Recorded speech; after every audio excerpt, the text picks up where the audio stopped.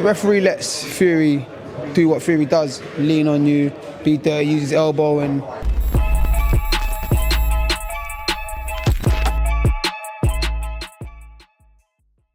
Pro boxing fans here in London, it's fight week. Denzel Bentley's a return. It seems like it's been a little while since you've been out of the ring. Every time I've seen you at fights, I've been asking you when you're fighting next. We're finally here. It is fight week. Danny Dignum, someone that we know about. Just talk to me about yourself. How are you? How's things leading up to this fight? Yeah, no, I'm all good, man. I'm all good.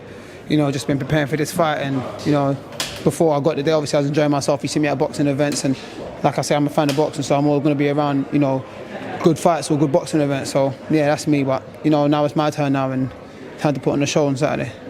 Talk to me about your opponent. What have you seen of him? Obviously, everybody knows him from the Janibek fight. That's the sort of mutual opponent that you guys share in recent times. But what do you know of Danny, and what have you seen of him? No, Danny's better than that Janibek fight. I think he went in there with the wrong mindset, and that's why he got caught like that. But he's better than that. Shared the ring with him numerous amount of times. We sparred loads of times down the old Peacock gym, up the new Peacock gym. So we know each other, you know, fairly well. So I think it'll make for a good fight. Just talk to me, since that loss, obviously, you came back with your Janibek loss. You fought Kieran Smith, I believe, you beat him. And then Nathan Heaney, there was in that fight, a lot of people had you as a favourite. Obviously, it wasn't your night. Since that loss, just talk to me about what all you've done to sort of maybe just rectify what happened on the night. Have you changed anything in camp or anything like that? It's not really about rectifying anything. My mind just weren't there that night. I wasn't there mentally in the ring. Just, you know, went in there with the wrong mindset. My mind went there, and that's it. It's not really to think about rectifying or do this or whatever. It's just the only thing I need to do is get back on track.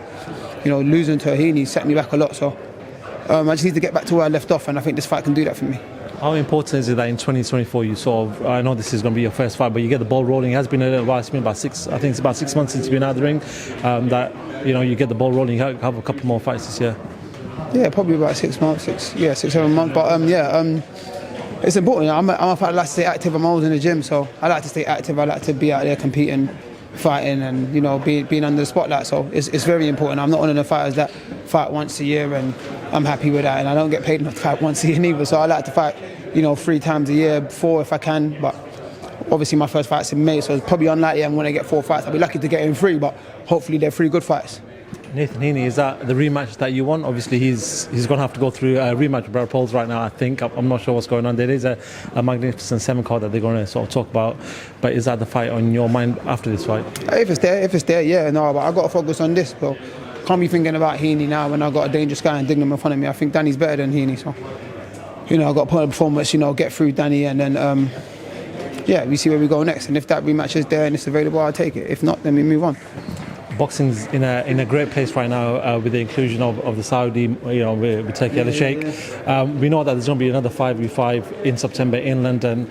How much do you want to just make sure you impress on this card, maybe impress in the next fight, that maybe you can put yourself in a slot for something like that? I mean, it'll be good, but that's not my intentions, isn't it? I feel like that's like shaking my ass for someone so they can, you know, pay me some money. But like, if I look good and they appreciate my work and they appreciate me as a fighter and they pick me, then yeah, cool, let's go. But I'm not coming out here on Saturday to be like, oh, this is a showcase. I'm trying to prove to the Saudis that, you know, I'm good enough for them to... No, I need it for myself. This is for myself. However my career progresses, that's how it progresses. And I'll be happy with, you know, wherever way it goes, as long as I know I do my best. But yeah, I mean, if I do have the opportunity to be on that would be amazing, man. That would be great.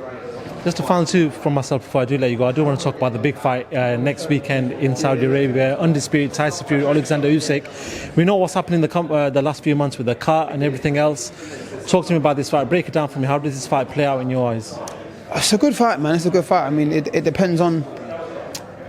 this is going to sound different, but it depends on the referee. Okay. If the referee lets Fury do what Fury does, lean on you, be there, use his elbow and rough him up, then Fury wins. If the ref's not letting him fight that close, then I think Usyk can box him, you know, nicely on the outside. Usyk's boxing skills are amazing, and I think he's a great fighter, and Fury's a great fighter as well. But the new Fury we've seen, he likes to be a bully and he likes to power forward, and I think he needs to be able to use his weight as an advantage to win this fight because of Usyk's skill set. But yeah, if the ref lets them fight close and lets Fury get away with his little tricks, then I think Fury wins. Something that Tony Bellew alluded to was that Fury maybe struggles with smaller fighters. Do you believe that's the case? Have you seen enough of that from Fury that maybe he does struggle with smaller fighters? Obviously everyone's going to be smaller than him, but I think he means significantly smaller. Yeah, I mean, like you said, everyone's smaller than him. I mean, if he's going by that Cunningham fight, Cunningham was a big puncher, and he just looped one over the top, and that was an inexperienced Fury. We hadn't been in with someone like that before, so now he's had the experience of fighting smaller fighters. Like you said, everyone's going to be smaller than him, but I don't think so. I don't think that's the case, if I'm being honest. But it's easy to pick at things when you're looking from the outside, isn't it? But I don't think that's the case now. Final one before I do that, there's a lot of talk right now about the pound for pound. We saw Inoue sort of put on a performance this weekend. Canelo's done the same. A lot of people are talking about which way should the pound for pound be. Crawford's fighting later on in LA. Give me your breakdown of who you believe and contribute towards this debate on your top three. That's your top three there, Inoue, Crawford and Canelo. Who's number one then? Because I think the dispute is actually number one. Listen, I'm a Crawford fan, so I'm always going to say Crawford's number one just because of things he's done in his career. But I ain't mad at Inoue. Inoue is he's a great fighter. Like, he's incredible. I watched him the other day, and yeah, that guy can fight still. So I ain't mad at Inoue, but I'd always go Crawford because he's a bigger guy. It's harder moving up the weights when you're bigger. The weight gaps are considerably more, and Canelo's done the same thing. The gaps up in weight are a lot more as well. And I think Canelo's last fight, I'm not mad at Canelo number one either. He's done a lot in his career. I'm saying I think it's unfair to just drop him low because he lost to Bivol. That's not his weight. He went up a weight.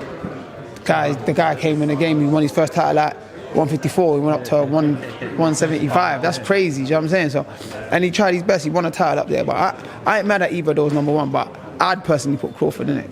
If Usyk beats Fury, does he then catapult to number one? That's another one, man. Like, to be undisputed at heavyweight and undisputed at cruiserweight and then go up to do undisputed at...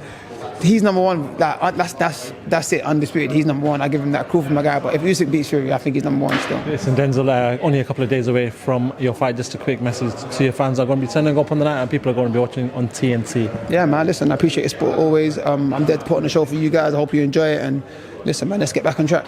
Wicked. Denzel Bentley, always a pleasure. Thank you very much.